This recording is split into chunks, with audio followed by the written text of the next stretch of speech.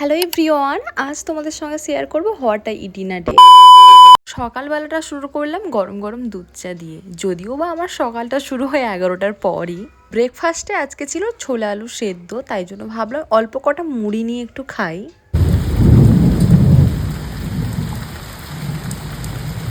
আর তারপর তো শুরু হয়ে গেল ঝমঝমিয়ে বৃষ্টি, আর এদিকে মা তো করছে আজকে বেগুনি বেগুনি থেকে ভাবলাম কি হচ্ছে, ও তারপরে বুঝে গেছি আজকে হচ্ছে খিচুড়ি।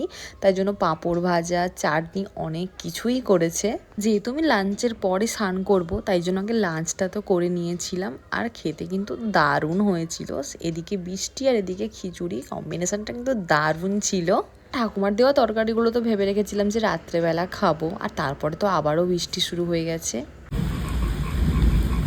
আর রাত্রিবেলা তো ভাত করা হয়নি, তাই জন্য তো ভেবেছিলাম যে একটু বিরিয়ানি অর্ডার করি।